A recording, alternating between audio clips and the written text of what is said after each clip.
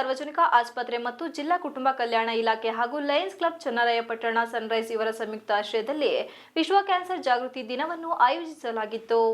ಯಾವುದೇ ರೈತರಾಗಲಿ ಮಧ್ಯವರ್ತಿಗಳ ಮುಖಾಂತರ ತಾಲೂಕು ಕಚೇರಿಗೆ ಅಲೆಯದೆ ನೇರವಾಗಿ ಕಚೇರಿಗೆ ಭೇಟಿ ನೀಡಿ ತಮ್ಮ ಕೆಲಸಗಳನ್ನು ಮಾಡಿಸಿಕೊಳ್ಳಬೇಕು.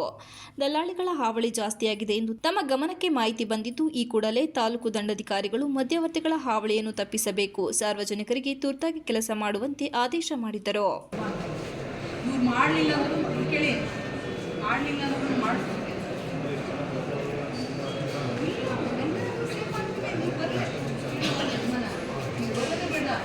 ನಾವು ಇದು ಮಾಡಿಬಿಟ್ಟು ನಿಮಗೆ ಆಡಿಸ್ಕೊಡೋದು ನಮ್ಮ ಸ್ವಲ್ಪ ಟೈಮ್ ಇದೆ, ಯಾಕೆಂದರೆ ಇನ್ನು ಅಷ್ಟೇ ಮಾಡಬೇಕು.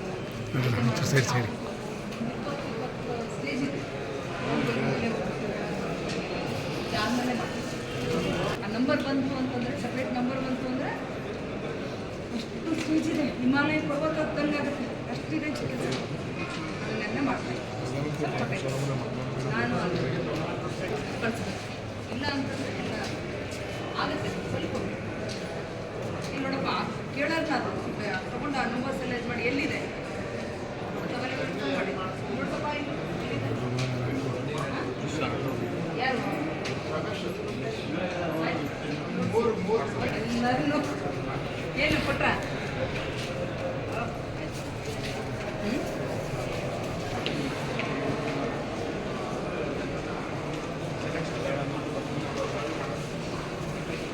ಇದೇ ಸಂದರ್ಭದಲ್ಲಿ ತಾಲೂಕು ದಂಡಾಧಿಕಾರಿ ವಿಎಸ್ ನವೀನ್ ಕುಮಾರ್, ಗ್ರೇಡ್ ತಹಶೀಲ್ದಾರ್ ನಾಗರಾಜ್, ರಾಜಸ್ವ ನಿರೀಕ್ಷಕರಾದ ಎಂಆರ್ ಮಂಜುನಾಥ್, ಉಪ ತಹಶೀಲ್ದಾರ್ ಅನಿಲ್ ಕುಮಾರ್, ರೈತ ಸಂಘದ ತಾಲೂಕು ಅಧ್ಯಕ್ಷರಾದ ಸೊಪ್ಪಿನಹಳ್ಳಿ ಶಿವಣ್ಣ ಸೇರಿದಂತೆ ಇತರರು ಹಾಜರಿದ್ದರು. Manjunath, IK TV 46 Malenadu news, Channarayapatna.